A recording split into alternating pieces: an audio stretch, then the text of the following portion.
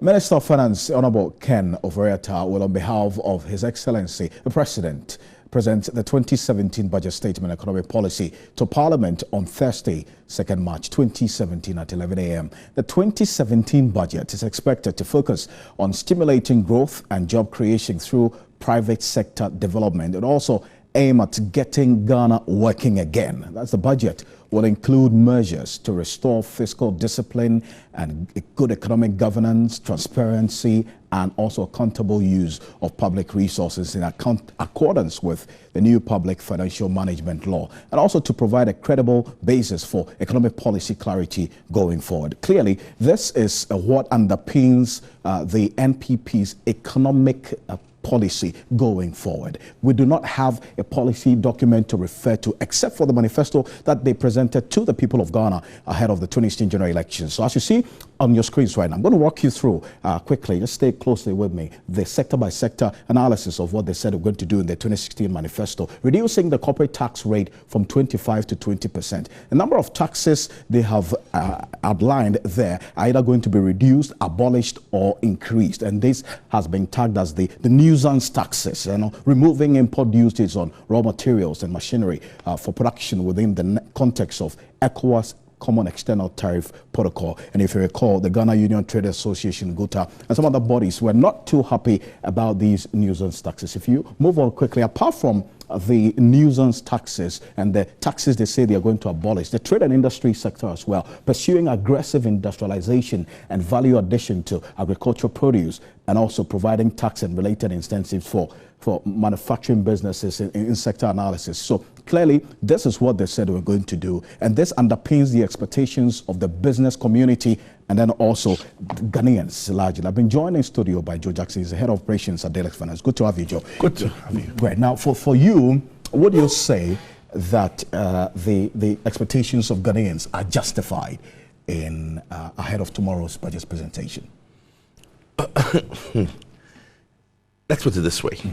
The MPP gave us a manifesto, and the manifesto, obviously, like you've highlighted, several things. But even more than that, the president, in the State of the Nation's address, outlined several things that they want to do. Absolutely. And said it will be detailed in the budget. True. So, of course, expectations are high. We're expecting to see what the stimulus for the private sector is going to be. The president has promised to reform and pay out the NHIS. Absolutely. We are expecting to see that.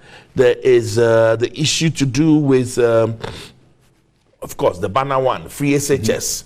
Where's the funding coming from? And I'm going to ask you a bit about that, because a lot of the policies of this particular administration is heavy on expenditure, and yet still they outlined a number of taxes that they are going to abolish, and then also those ones that are going to be reduced, and also a significant reduction on, for example, the tariffs as well. And I put the emphasis on the word significant. We already have been told that a 2.4 billion energy sector debt is what we're faced with at the moment. In all this expenditure-focused policies, what are some of the avenues that can be explored in generating revenue, which you expect the budget to outline? Listen, to be honest with you, if I don't envy Honorable Ken Ofori-Atta. You don't envy him? No. Why? He's between a rock and an extremely hard place. He's in a really tough situation. On one hand, they've outlined free SHS. But I tell you this, at the same time, we know that there's only 0.4% of the budget to be used. 0.4. If you take away salaries, interest payments, and statutory deductions, is done. So the question you have now is that how are we going to fund all these things? And what are the real trade-offs that we're going to make? Because there's no free lunch anywhere. Absolutely. On one hand, we've said clearly that we're going to make the private sector, give the private sector better access to funds and improve it. That means that the government is not going to borrow locally. Because if he borrows locally... They're giving indications that they are going to continue borrowing. No, they will borrow, but they have to reduce borrowing. They have to reduce borrowing significantly, because if you don't reduce borrowing, you will drive up the cost of borrowing for the private sector. Then on one hand, you've negotiated with, or you're in negotiations with the IMF. And one of the conditionalities is that you've borrowed so heavily that at 72% plus of your GDP, you are at risk.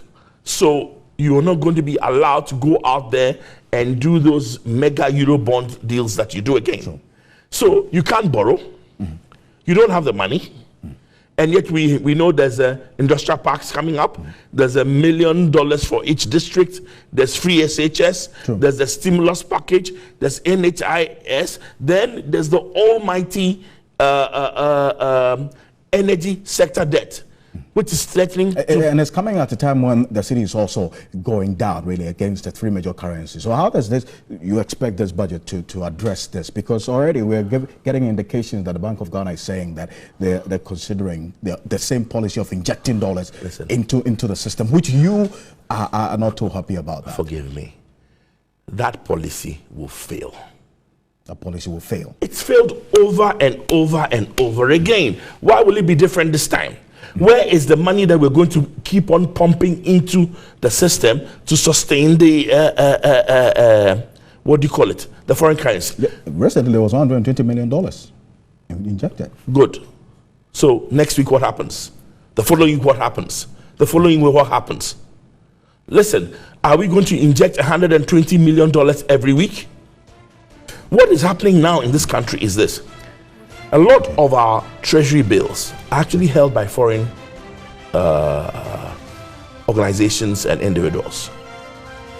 Now, the treasury bill rate has dropped so low that when they look at your country risk, etc., they say, no, something is not going right. Okay. So they are taking out their money and buying back dollars or whatever currency they want to hold.